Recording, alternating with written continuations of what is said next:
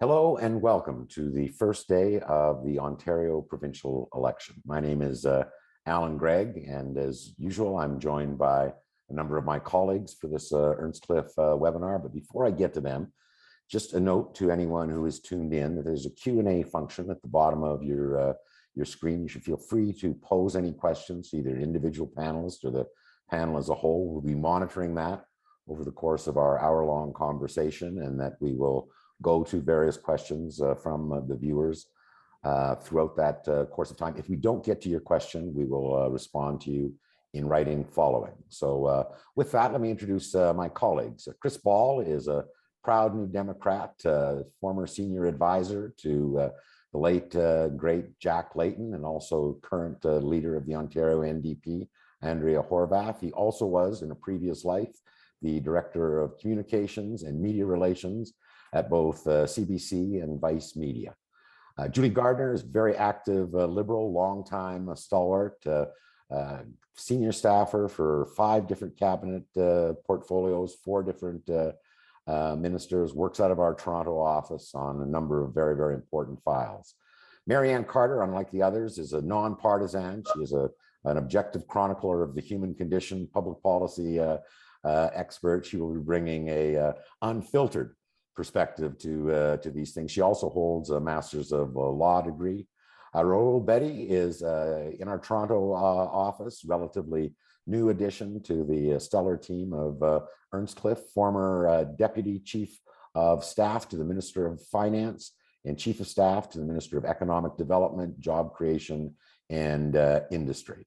Last but not least is my colleague, Doug Anderson. Doug is the co-lead of our research practice. And what we're featuring as part of this election series is our own proprietary research that we've done. So to frame the conversation, kick us off, give everyone a perspective on where we are today. Doug, share your screen and walk us through your findings.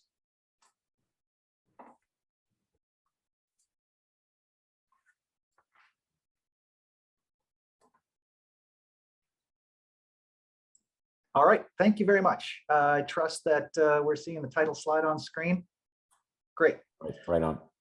So what we've got is the second week of weekly tracking study that we're doing, online survey of Ontario residents. The sample is 1,000.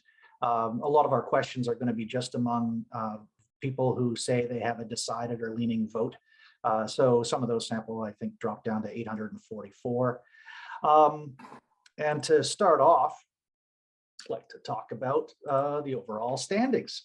What we're seeing is the Conservative Party enjoys a 7-point lead at 35% of the vote, with the Liberals in second at 28, and the NDP not far behind the Liberals at 24. We're also finding that the Green are at 7, and people are selecting other as an option 6% of the time, which together, that 13% creeps up to being a little bit higher than what we normally see.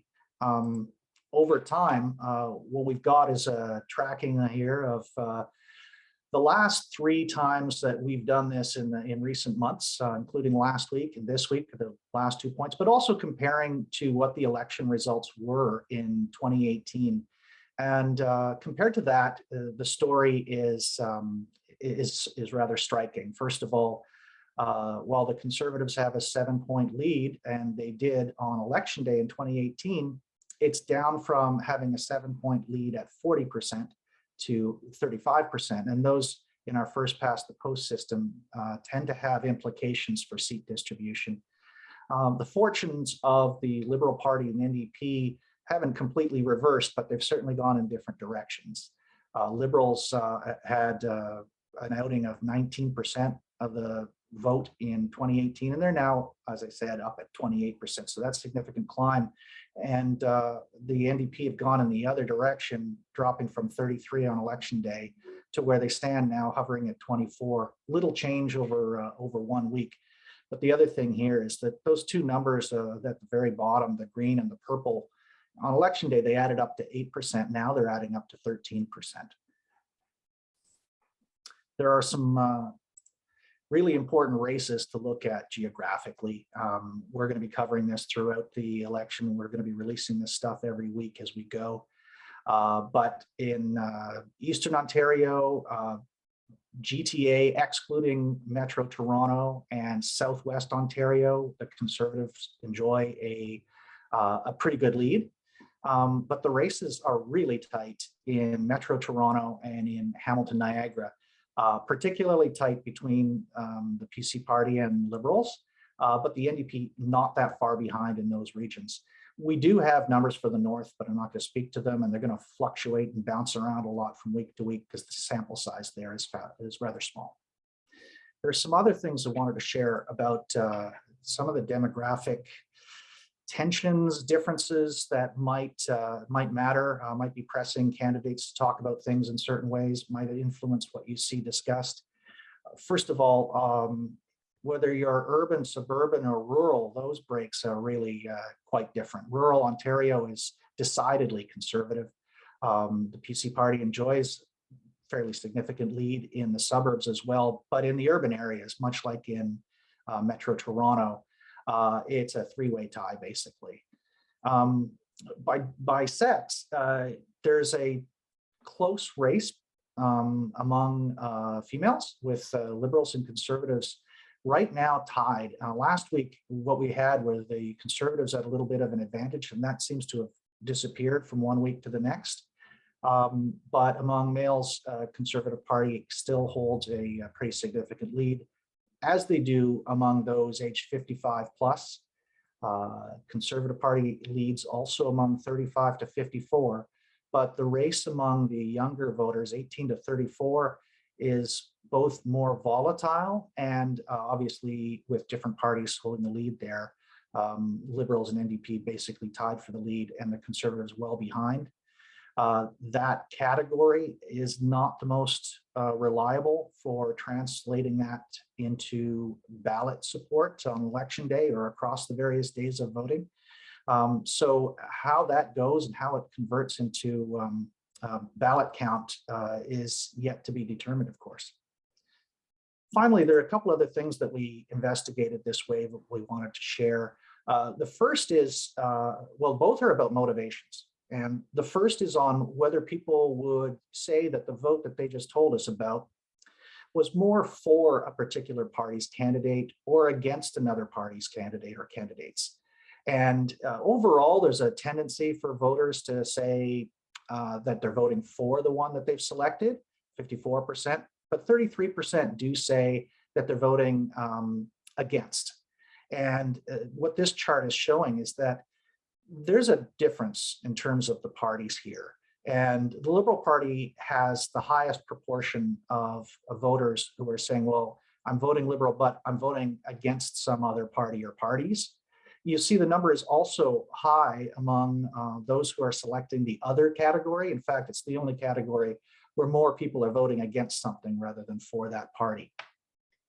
In terms of other motivations, we provided people with a list of 17 things that we could think about that might be a factor influencing the vote. And what we describe this as is factors that might be particularly important to you when deciding how you will vote in the June 2nd election.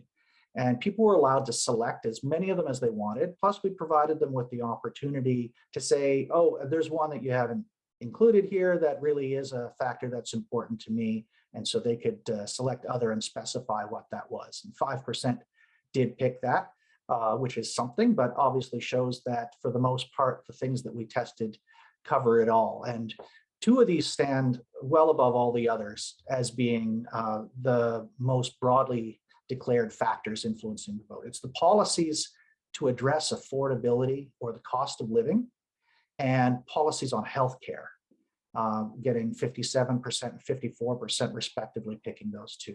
Next tier is policies on jobs and the economy, on taxes, and on housing. But as you can see, there are a lot of factors that people did select. We then take this and we can analyze what the vote intent is among these segments who say, well, this is the factor that's important to me, or among the factors that's particularly important to me. When we look at this data, it shows some really interesting strategic differences. It shows that on the most commonly selected driver, the policies to address affordability or cost of living, Conservatives actually enjoy a lead in that, which I don't know why I found surprising, but I did find a little surprising. I did not find it surprising at all that among those driven by policies on jobs or the economy or on taxes, the Conservatives had a huge lead. Among those who say that policies on healthcare are what they're going to be paying attention to or driven by, it's a three-way tie. And on housing, which was the fifth most common one, the NDP have a slight edge. All of this stuff is going to be available on our website and in an interactive fashion. So you'll be able to see this graph done in any way you want based on the issue that you want to select. Those were all the results that I was going to share with you today. So I hope that helps for your discussion. Terrific, Doug. Thank you very much. I mean, it's one of the things I think that separates our approach to the approach of a lot of other people who are in this space is that our advice, our counsel is driven by public opinion and an understanding of what's happening in the political environment out there. Rahul, I want to start with you. I mean, clearly still very early days, but it looks like this race is tightening a little bit. I mean, do these results make you nervous at all? I mean, what does Doug Ford have to do to maintain his majority? What's his biggest challenge? Thanks, Alan. And, well, as you've said, it is still very much early days. Overall, I would say that the data of the last number of months leading into the election has been pretty good for the Ontario PCs and consistently putting them in majority territory. Crucially, I would say indicators of this being a time for a change election seem pretty subdued so far, which is good news, I would say, for them. But of course, it's a truism, I think, of many election campaigns that things will tighten up as the election gets underway, as people actually start to pay attention and become aware that there is in fact an election going on. And I'm sure that this will be the case here as some of the data is bearing out. And I know that the Ontario PCs are taking nothing for granted. From a numbers perspective, the Ontario PCs can secure a majority with 63 seats. So for context, they won 76 in the 2018 election. So from that position, I think they'll be focused on maintaining their incumbency advantage in as many currently held seats as possible. And strategically, I think you'll see a continuation of what we've seen so far, which is solidifying their position in the suburban GTA, aka Ford Nation, targeting some certain non-held potential orange to blue swing seats in Northern Ontario and Southwestern Ontario, and then importantly, continuing to frame policy and political issues in this election on their terms. Yeah, we should note that in the study we did in February, we also did a nationwide study, and there's no question that Doug Ford and the Ontario Conservatives do way better than the federal Conservatives in the GTA and Southwestern Ontario. There's a real difference there. Normally you see real symmetry between federal and provincial voting. Chris, talking about a different dynamic. I mean, when I was really actively involved in politics, the biggest voting bloc out there in terms of potential realignment were conservative liberal switchers. They virtually do not exist anymore. There's a porousness between the Liberal and the NDP vote. I mean, virtually all of the growth that your party is going to get has to come from the Liberals. This is a huge challenge because at one and the same time, you've got to put a focus on the Conservative record, knowing there's no votes coming from the Conservative base, yet you have to siphon votes off of the Liberals, who clearly are in a bit of ascendancy right now. Talk to me about that challenge and what the NDP is going to do to try to meet it.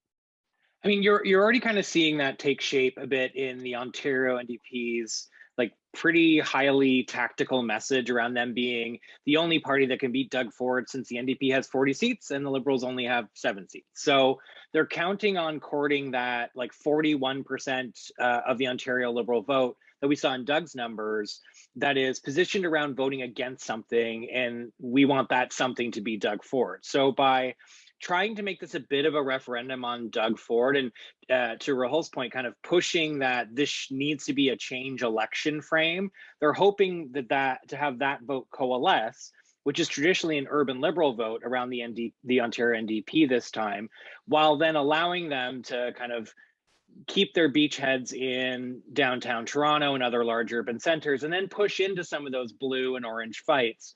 That will be the difference for us between being government and not. So, I mean, we've seen this be the Liberal playbook in Ontario, particularly in downtown Toronto, where the Liberal Party raises the urgency on Conservatives with the Liberal Conservative wedge issues, then leverages strategic voting, and I mean, don't get me started on that misleading term, as a means of sort of shutting out the NDP in many seats. So we're starting that play early, it kind of seems, and we'll see how it works when it's painted in an orange frame, as folks haven't yet kind of tuned into the campaign, and the muscle memory in Ontario is that kind of red beats blue.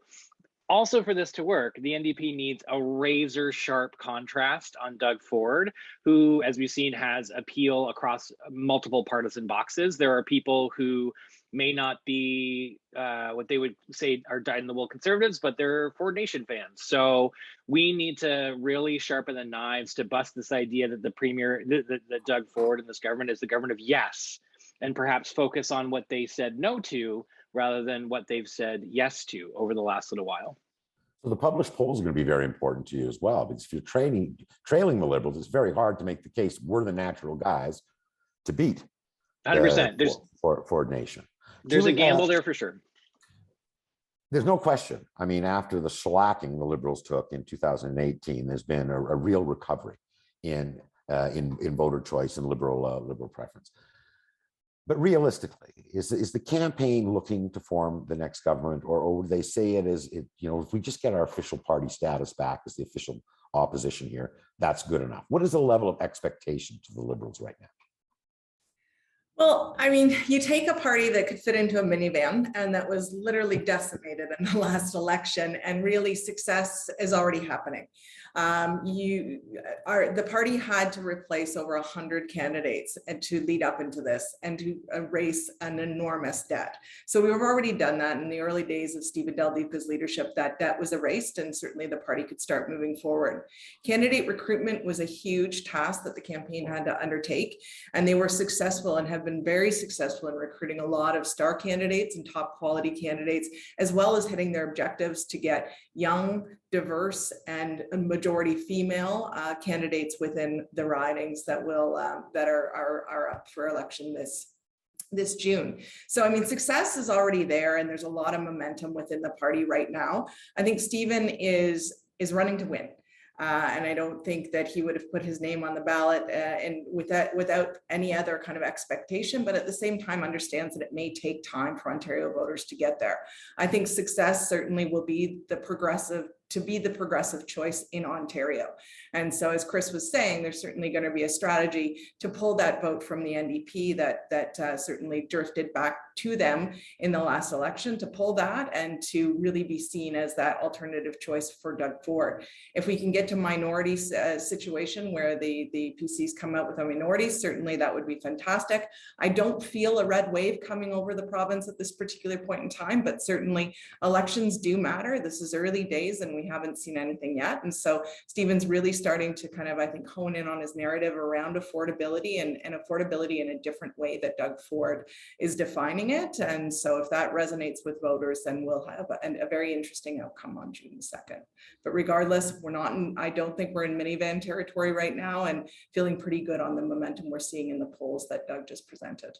I want to find out more from you about where you are looking in all that candidate recruitment, because I know it's a big talking point from the Liberals this time. But first, Marianne, if you look back throughout the history of Ontario provincial elections, one-term incumbent government's got a pretty good record of getting reelected, just as a matter of course, unless they've done something horribly wrong. Are we in different territory today? I mean, between pandemics, wars in Ukraine, inflation, which most people who are under the age of 40 have never experienced in their entire life. Is there a completely different dynamic at play today in politics than we've seen in the past? It's a really good question, Alan. I think we'd be remiss if we didn't say there isn't a different dynamic at play, albeit with the changes and the recent changes with lifting some of the provincial mandates as it comes to masking and reopening, and to use some cheesy framing, they're trying to sort of put the pandemic in the rearview mirror, change the channel on that dynamic. And partially, I think it's to appease frustrated voters who have been dealing with lockdowns, particularly those who operate businesses, who have felt really harsh impacts, or those who have had to rely on unemployment insurance and so on and so forth. It's looking, as Doug has pointed out, and my other colleagues, that the PCs are in the lead, but we have to also pay particular attention, and this will come up more squarely as the campaign goes on. There are some veteran PC are not running again, Deputy Premier and Health Minister Christine Elliott, that could be a real target riding, for example. But the PCs have done a particularly good job in playing into the affordability dynamic and labor issues. And I know we'll talk a bit later about some of the nuances on how that connects to some of the federal priorities. But I think they've done a really interesting pivot from some of their original promises pre-pandemic on, the minimum wage, and putting a halt to an increase, and things around manufacturing, around auto plants and that sort of thing, where we saw a couple of days ago a joint announcement on increase for investment with the federal government on manufacturing for electric vehicles. So I think it's fair to say that this government has been somewhat reactive and changed their positioning on some of these issues compared to 2.5 years ago. I'm going to ask you to see if there's any questions from the audience, but first, it's pretty hard to ignore the headline that's in every newspaper in North America today. This is the prospect of the Supreme Court overturning Roe v. Wade. Any of you think that could become a potential issue in this election, that we could be talking about abortion in Ontario over the next month? Chris, sure, I'm happy to weigh in. So, first off, I think it's important that every party comes out strongly to protect a woman's bodily autonomy, full stop. And the provision of service is a provincial responsibility, so it's going to be somewhat hard to maybe completely pivot away from this. And despite this being a US issue, it is dominating the news. Our politics is also usually about 5 to 10 years behind. So I think a bit of vigilance is required. You're also seeing signs of radicalization from the right, and you're also seeing organizations like Campaign for Life Coalition sending out press releases yesterday saying Canada's next. And there's a rally on May 12th in Ottawa by Campaign for Life Coalition in Ottawa, which are seats that are going to be of interest to the ONDP and the Liberals. So it's going to be hard to ignore. And voters can see and decide who does and who doesn't come out strongly in favor of women's bodily autonomy. But I don't think this will be the number one issue, but history does tell us that this issue has reared its head again and again towards the last few weeks of a campaign, when that strategic voting bell starts to ring, right? It's been one of the pillars that kind of underpins that strategy of let's raise the fear of conservatives in order to drive vote away from them. That's been predominantly a Liberal strategy, both at the federal and sometimes at the provincial level. So will it be the number one issue? Probably not. And whether or not that strategic voting tactic comes out in the last few weeks really depends on the numbers. But history tells us that's been a club that's been a lot of parties' bags for the last little while, leveraging that fear. Is that a tactic the Liberals want to take on, Julie? Well, Julie first, I'd just say. I would just say that, certainly I think this is going to be an important issue, and an issue that may get people actually looking a little bit deeper into the party platforms to determine kind of which parties align with their thinking. At this point in time, the election really isn't about the issues, it's about how people feel. And this is that type of issue that'll kind of say, where do I fall? And I'm going to make an actual informed choice here because I don't want to make the wrong one, depending on their emotional reaction. The other thing that this could do is for those right-wing parties that have emerged in Ontario, this could start to kind of galvanize some of that vote and see an acceleration there with folks that Campaign for Life is running rallies where they align there and will place their vote with that alignment as this issue kind of grows in topic and conversation over the next couple weeks. Rahul, view on this? Yeah, I think, as Chris noted, it's clearly an issue south of the border that's dominating the news cycle. Of course, it's something that I think all parties, candidates, political leaders in Canada, including here in Ontario, will need to be prepared for. Again, in the context of this provincial election, I think it is helpful to observe that it's primarily a federal issue under the auspices of the Canada Health Act. And on top of that, in this specific case, solely an American one. For their part, Premier Ford and the Ontario PCs have been pretty clear that they have no intent of opening up the debate in any way. And importantly, are the incumbent government. And so have a 4-year track record of governing that reflects that, which I think is important. And so given these facts, I think criticism from provincial opposition parties to the contrary, if they want to make this a campaign issue, will ring hollow and inauthentic. Yeah, I mean, there's an argument that probably the single biggest difference in the socio-political culture of Canada versus the United States is that conservatives in Canada will not engage in abortion, gay rights, capital punishment, immigration. It just is an area that seems to be verboten. Marianne, you got any questions there that you want to dig out and ask the group here? Yeah, and this is an important one, and there's a bit of a preamble, so if you can just give me a few seconds. We each and all age into disability. COVID has worsened health outcomes, including disability and vulnerable mental health. Disability severs individuals from job market participation and often leads to a need to move into different housing arrangements to accommodate health and low income supports. Affordability is a dire issue for injured, ill, and chronically disabled. People are choosing medical assistance in dying, so MAID as an option.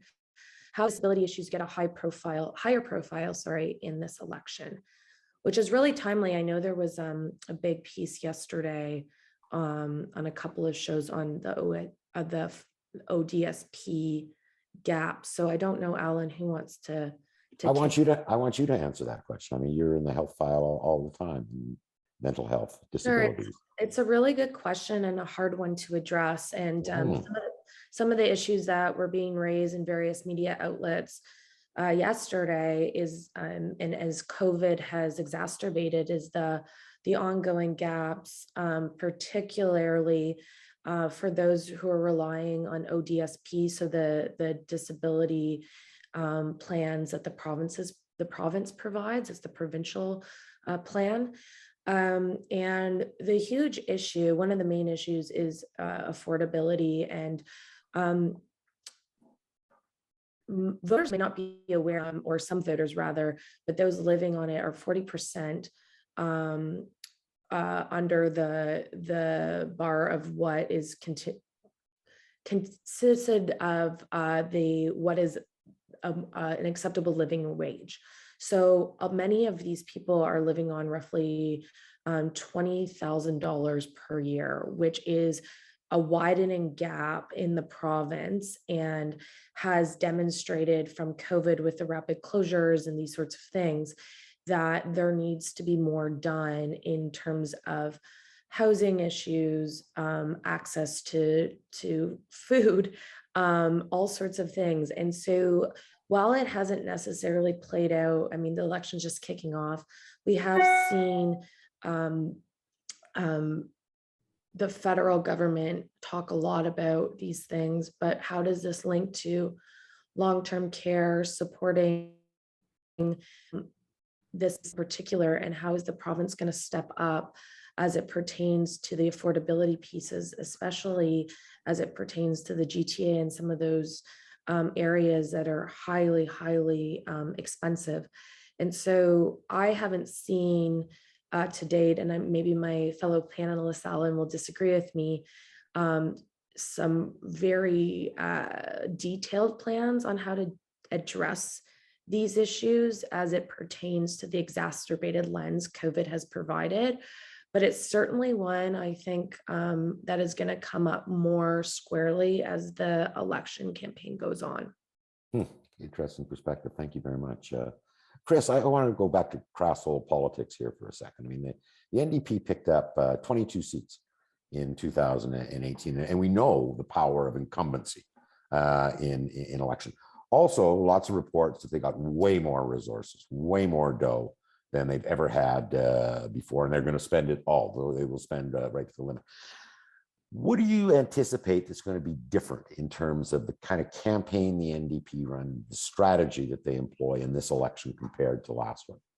Yeah, I mean, God bless a healthy ad buy. We're going to see a lot more tonnage on social and on TV and radio from the Ontario NDP, which is a welcome shift in just having that tactic in our bag. And I think I covered a bit of this in my last answer, but you're going to see this campaign play out a lot more strategically in the riding level. It's going to be a lot more focused on leveraging, as you said, those kind of established beachheads and using those as ways to push into the next tier. Whereas the last campaign was a little bit more about kind of growth and contrast, us versus Doug, and then all of a sudden trying to capture that momentum after the Liberal collapse. So we're in a bit of a different position now. So first, I think first step, let's look at the numbers. There are about 20 seats that came within like 0.2 and 5%, and many of those we were second place. We were just out today talking about how there were 100 ridings where the NDP were first or second.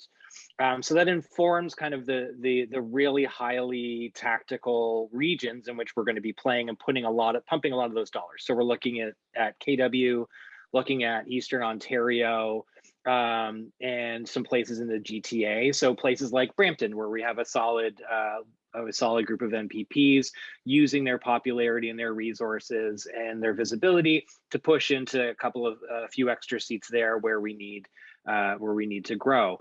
Places like Scarborough, same deal. We've got some star candidates out there who are partnering with established incumbents, pushing into there. Waterloo region, again, ripe for the picking for a couple of seats, we hope there.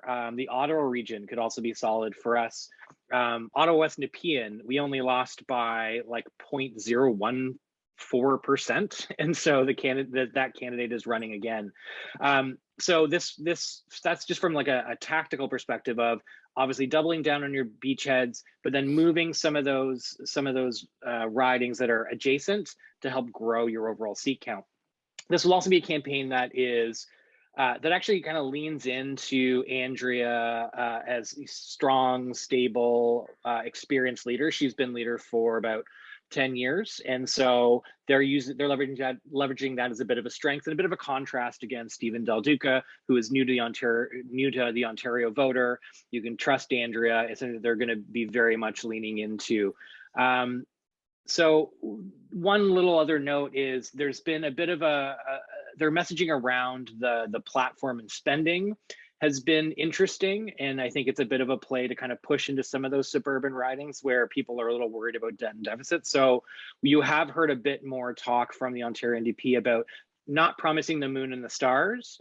That's not a Tom Mulcair, hey, we're going to be using Stephen Harper's numbers message, but it's definitely we're going to be a little bit more pragmatic in our approach to the platform and to the budget, just like you and your family have to be day to day because things are getting pretty tough out there. So a little bit more highly tactical on the riding level and a little less moon and stars is what part of the message has been so far. I'm going to get Julie to do the same kind of analysis from the Liberal perspective. You mentioned the team and the recruitment that has gone on, and often that's code for we're a little afraid that our leader isn't particularly appealing out there. But where are you looking for breakthroughs? What kind of candidates are there that can actually win back those seats that you lost in 2018? Yeah, I think I'll start by saying that, I come from a family of conservatives and I'm a liberal. And so in 2007, when McGuinty was running for re-election in 2011, I had family members coming to me regularly and saying, he's not going to be able to do it again this time. And I just kind of stayed silent. One of the key indicators that I looked at during that period of time was our ability to attract top quality candidates. And time again in those elections, we were able to attract the quality. And you could see that the conservative Conservatives, the Progressive Conservatives weren't able to do it. And leading up into the 2018 election, you started seeing those candidates being attracted to the Progressive Conservatives, whether they were attracted to Premier Ford or the previous leader. You saw people like our current finance minister, Peter Bethlenfalvy, saying, I'm going to step aside, and people like Rod Phillips kind of jumping into the race as well. And that's when I felt a bit of a momentum shift and a signal that it was likely going to be a change in government. What's happening with the Liberals, I find really interesting, because we really did come. I mean, we've come from decimation to being able to attract people to leave current positions like Andrea Barrett in terms of a strong and successful private sector career. You've got Jeff Lehman in Barrie, a really popular mayor up there that has jumped into the race. You have a number of doctors and hospital CEOs like Lee Fairclough jumping into the race and putting their name on a ballot with no assurance of victory. And certainly when they made these moves, the polling numbers weren't as good as they are today. So people that are really moved to stand behind the Liberal values and the Liberal cause. And so what you'll see from a strategic point of view in this campaign is you're going to see in the early days, like today, for instance, where the leader Stephen Del Duca is in Barrie making announcements with Jeff Lehman, is you're going to see the campaign go into those ridings and see what is tracking well. I mean, there's some very popular cabinet ministers in key ridings that are running against some of these star candidates. So you're going to see the campaign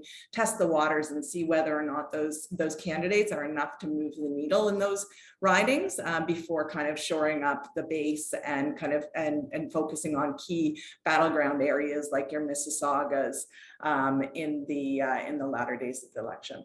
That's very interesting. I mean, you're making the point that candidate recruitment is almost a proxy for momentum. I mean, that was definitely the untold story during the 2015 federal campaign, where Trudeau was able to recruit all of these young, smart things, and it paid off. Interesting. Rahul, I mean, we've noted for a long time that the Conservatives seem to have the highest floor and the lowest ceiling of support. That is, that they've got the biggest base of core voters who are with them and not going anywhere, but they have the least room to grow. They have the least second choice. What's their basic strategy here? Are they going to try to expand their base, or are they going to try to motivate their base and try to get a turnout advantage here? Yeah, that might be true conventionally. I do think that this Ontario PC party led by Doug Ford does break through some of that conventional wisdom of the past, particularly given his populist appeal and a profound personal connection with a diverse, vote-rich battlegrounds in the GTA as a key differentiator. In that sense, the traditional notion of the so-called base, I do think has been transformed. And, as polling suggests, he does have the ability to draw in voters that may not traditionally vote Conservative, but do vote for Doug Ford.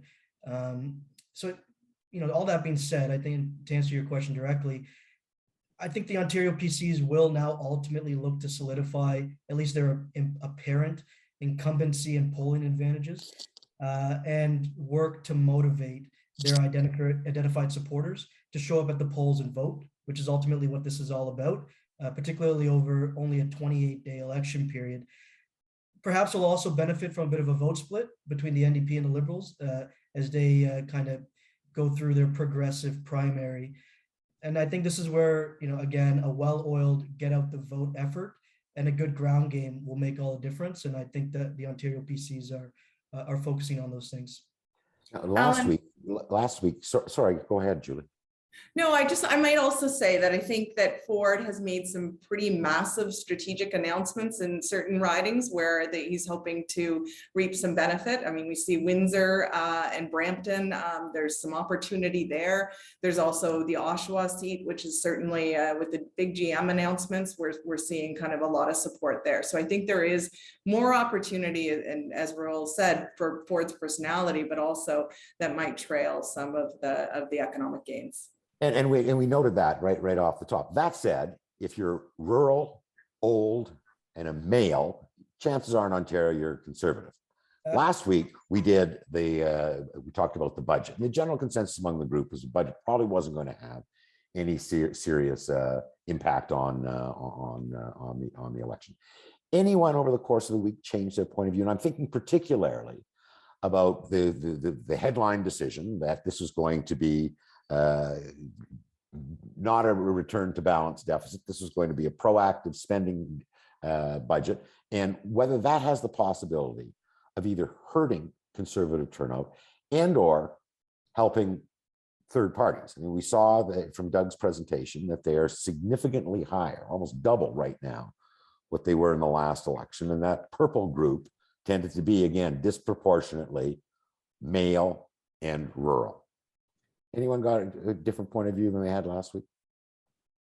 I think all bets are off, baby. I think at the end of the day, like, we have all bought into the fact that spending is good, and that's the frame. And even Doug Ford's Conservatives are spending billions of dollars across the province on things that people say matter to them. So I think the previous fears that folks had around, I know this contradicts my last answer, which is more of an observation than an answer. So I think that idea that we're really scared about the deficit, it's really going to balloon, and oh my God, that was like dominated our politics, especially in like the mid 90s, just doesn't exist anymore. And so I don't know what that does to PC voters, but at the end of the day, it doesn't seem to be hurting them if we look at the polls right now.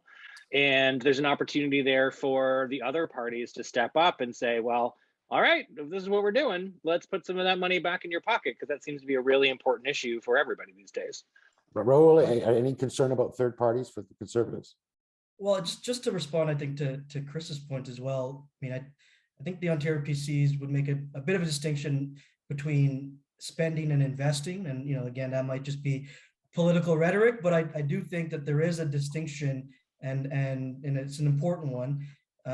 Clearly the budget and the lead up to it, you know, has had a diminished focus on the pandemic response and fiscal conservatism. You know, I think they are betting that Ontario voters are more concerned about economic prospects, lowering the cost of living, cutting daily commutes. And again, as Chris noted, I think that strategy has seemed to help Premier Ford and the Ontario PC's broad-based appeal. And, you know, to date, those fringe parties have failed to really gain any traction because, again, unlike the PPC federally, there isn't necessarily one voice amongst the fringe. There's fracturing amongst the fringe, whether it's the Ontario Party, the New Blue. And so again, I think that helps, I think, to some degree with that lack of traction. The final thing I'll say, just on the fiscal conservative side of things as well, I think to some degree, the even larger amounts of spending that are happening at the federal level have helped provide a bit of cover here in Ontario and made the Ontario government still seem relatively fiscally conservative in comparison. But you're right, no one's spending anymore, they're all investing. That's right. And even those fringe parties, sorry, just for 2 seconds, but even those fringe parties, they're not positioned around deficit hawks. Like they are fringe parties that are far more on a radicalized right identity versus like a screaming fear about deficits. Yeah. The other thing we talked about last week was this seeming entente between federal liberals and provincial conservatives. And then again, this week, we saw another feel-good joint federal provincial automotive announcement in Windsor. Do you anticipate federal politics to have any impact on this provincial election, and particularly either in the form of Justin Trudeau or Pierre Poilievre? Oh, absolutely. I feel like the federal Liberal Party is the gift that keeps on giving to Doug Ford's campaign, albeit their brands are extremely different. But when we go back a few weeks ago now to the childcare announcement and yesterday's investment announcement on vehicles and like all these little sorts of joint announcements that focus on putting more money in people's back pockets, affordability issues, labor gap issues, supporting business, supporting small business, has really benefited Doug Ford's lead up to the launch of his campaign.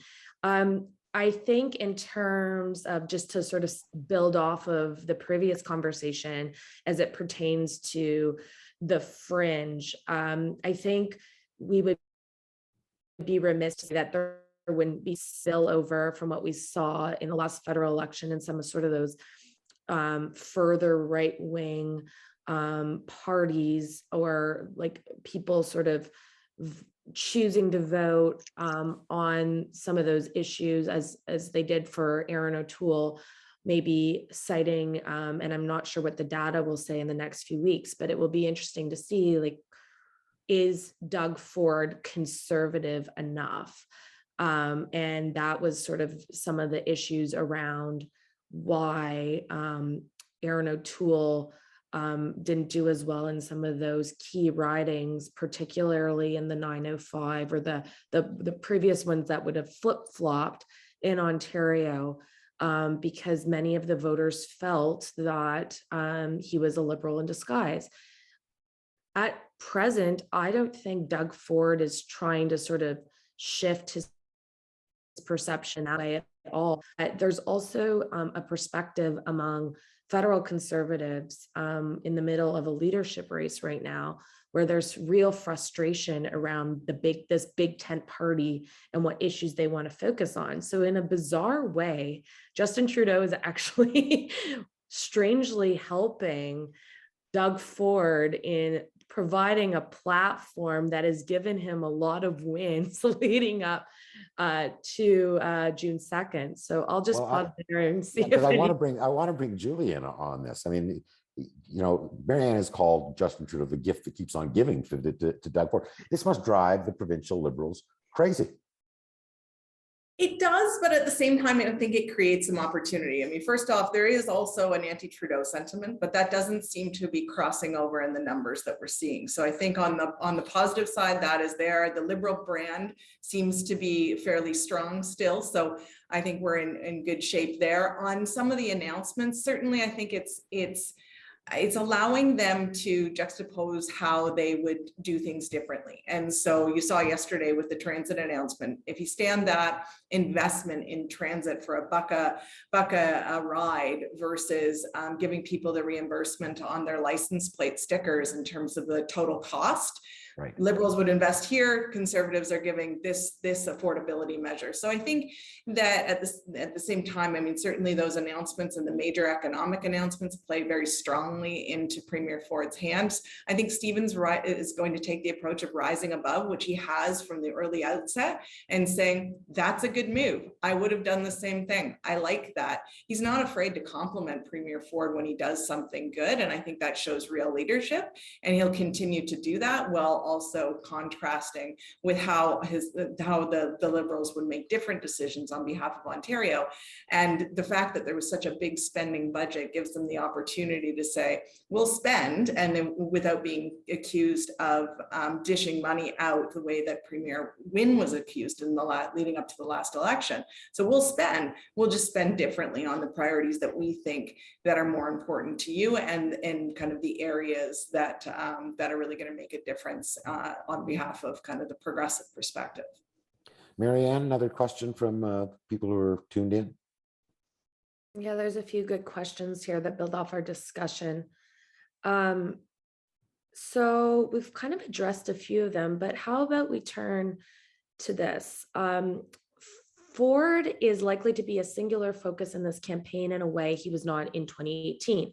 How will he cope with that? And to what extent will the PC party try to keep him under wraps? Well, that's a good question. Rahul, does the party see Doug Ford as a huge asset or a liability? I think a huge asset. In 2018, of course, in the midst of a change election, it was different circumstances. And, to some degree, if we go back in time, Doug Ford had just taken over the party not too long before the election itself, and was then, thrust into an election and all these sorts of other elements. He now has the benefit as well of 4 years of governing, 4 years of being premier. And, I think in particular throughout the COVID pandemic, has been front and center, for a stretch each and every day for a scheduled news conference, taking questions from the media and leading the way on Ontario's COVID response. And so, I think to some degree he's ready. He's definitely ready for the challenge, and he is a huge asset. I think the notion of being kept under wraps, I think is overblown. Of course, like every campaign, there is discipline in the itinerary, discipline around messaging, discipline around ensuring that, that he's put in the best circumstances possible to deliver. And I think that'll continue, but that's true across the board. If we have enough time, I want to get to the other leaders as well. But first, Marianne, you've got another question? Yeah, no, I was just going to say there's a similar question as it pertains to Stephen Del Duca. Oh, good. And how much of a challenge will this election be for him, given that this is his first campaign as party leader? I'll dive in here. I mean, Stephen was a prominent cabinet minister, of course, in the Wynne years. He's also, a lawyer and a great orator. He's smart, and certainly has had the experience of kind of withstanding media scrutiny in the past. And certainly the last election was certainly a challenging one on those fronts. So I think he'll be fine in terms of his energy. He's been training for this since the last election, and certainly I think is going to be very kind of very polished on this campaign. I don't think you'll see a lot of gaffes from him. Really, the question is kind of how will Ontarians gravitate to him? And they, for the most part, I don't think the majority of Ontarians can really name the Liberal leader versus be able to really understand whether they like him or not. And so this campaign will be really about defining him. You've seen some changes to his physical appearance, the loss of the glasses, which certainly makes him more accessible. You're going to see him try and really relate to Ontarian voters, because certainly that's, I think, the connection that people are viewing. And Chris, I didn't mean to criticize your glasses; they look fantastic, but you're going to see him try and connect. So I mean, he's going to be out there in front, but it's going to be the Liberal brand also that follows very closely behind. So you think the Liberal campaign will emphasize the leader, but not exclusively the way maybe Conservatives will be looking for? Yeah, I mean, the way that the progressive conservative campaign is featuring Ford so prominently, it's not going to be that that prominent. It certainly will be kind of more of your typical campaign with a leader and a party brand kind of holding strong from kind of the emphasis point. And what about the NDP, Chris? I mean, you mentioned Andrea Horwath for elections here. I mean, some would say that's a great advantage. She's got tremendous experience. Others say, oh yeah, it's her again. What role is she going to play in the NDP campaign? Yeah, I mean, every leader enters a campaign with baggage, right? Doug has the baggage of being in power, and people get to judge his choices. And Mr. Del Duca was a cabinet minister during a unpopular government, and Andrea has been our leader for 4 years. I think what you see, or for 4 campaigns, not 4 years. I think with the New Democrats and Andrea specifically, Andrea has consistently been in public polling the most well-liked leader. People like her, people connect with her. It's about now building a campaign to push it over the edge, right? And so you will see Andrea feature quite prominently in the campaign. She is one of their best assets. She is a fierce campaigner. Like, she's just one of those folks who loves to be out on the road, loves to be on the bus, loves to be talking to people. So you're going to see high energy, you're going to see positive tone to help connect with some of those voters.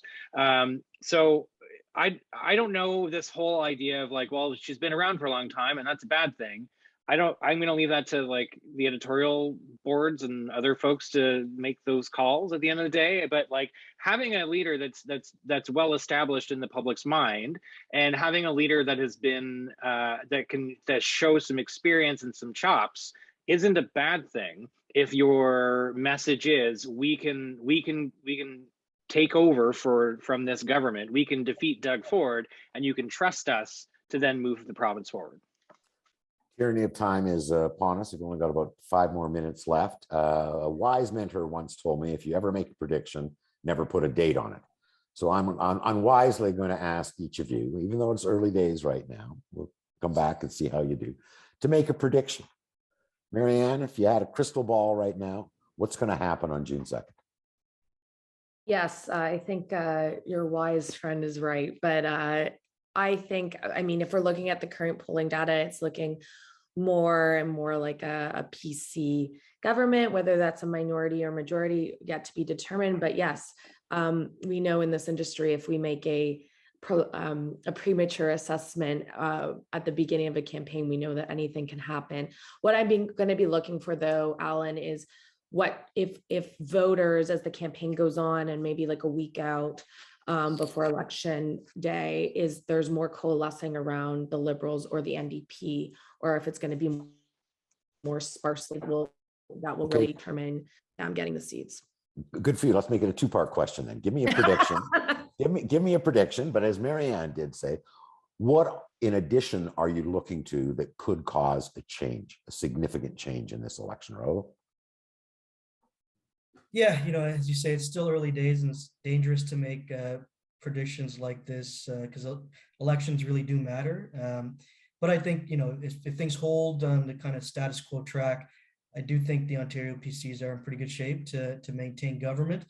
Echoing Marianne, I do think, particularly for the first week, maybe 2 weeks, the thing to watch for really is that progressive primary between the Liberals and the NDP, amongst who emerges as the clear second choice or the clear alternative to the Ontario PCs on the progressive side of things. And so obviously the PCs will have to remain in good shape as long as they are prepared for either of those opponents, which can be difficult to prepare in real time for two different opponents in a war room, as well as limiting unforced error. The other externality I'll throw in there, which we've discussed a little bit, is obviously there is an ongoing federal leadership going on throughout. And so obviously two different parties, two different sets of issues, and all of those sorts of things. But inevitably, as if things happen in the federal leadership, that could leak into the provincial election. So again, an externality that we'll have to watch for. Julie, prediction and what you're looking for. At this point in time, I think I'll go with the numbers that are showing that the Ford government will squeak out another majority. I do think that there'll be losses, but the things that I'll be looking for are kind of major events that kind of really challenge voters' perception of our current premier. At this point in time, I think there is compassion for what we've been through together over the last 2.5 years, and so there's some forgiveness, I think, for kind of gaffes there. Whether or not something kind of sparks some of that negativity and anger again over the next couple of weeks, I'll be looking for that to see if the tides are going to turn against the premier. The other thing that I'll be looking for is kind of a collapse of one of the progressive parties. So if the NDP vote or the Liberal vote starts to collapse, that'll certainly start to pose a lot more of a risk and have that kind of huge momentum that I think would be a catalyst for potentially a change in the province of Ontario. So if that starts to happen more than what we're seeing right now, and we start to see one of the parties drop down into the teens, then we could be in a very different game as we head to June 2nd. Last word to you, Chris. I mean, I don't know how I follow that because I agree with a large majority of what was said. I mean, what can you say? You got smart colleagues. I know. That's why you go to me last, so they can make me look good.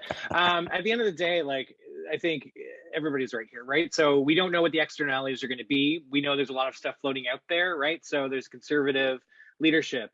We talked about the Roe issue, and we know that these other groups are out there as registered as third parties. There's going to be protests. There's going to be answers to those things. So if we go based on the numbers right now, I think it's obviously Doug Ford's to lose. As far as that progressive primary, we're starting to see that shape up right now already, specifically in downtown Toronto and in ridings around Eastern Ontario and the 613. So those are sort of their canaries in the coal mine, specifically downtown Toronto, that if you start to see a major shift towards one team or the other, then you can start to kind of get an idea that there may be a bit of an anti-Ford vote coalescing, but it's still too early. People are waiting for tonight's hockey game, right? They're not really tuning in to anything else right now. So we'll see when they start to wake up once we're past the first round of the playoffs. It's going to happen, and we'll just have to see what happens. But Doug's to lose for now. That's it. Great. Thank you very much. A really insightful conversation. Appreciate all of you, as well as colleague Doug Anderson for doing this. Those who tuned in, thank you very much. We have another webinar scheduled in 2 weeks' time, Wednesday, the 18th of May at the same time, noon Eastern Standard, 9 a.m. Pacific Standard. In this one, we will be doing in conjunction with the Public Affairs Association of Canada. So we anticipate a big audience and lots of interesting questions to come. Those who didn't get to your questions, who post some through the Q&A function, we will get back to you in writing. And the rest of you, we will send a link so that you can watch this again and again and again. So thank you all. Be safe, be well. Take care.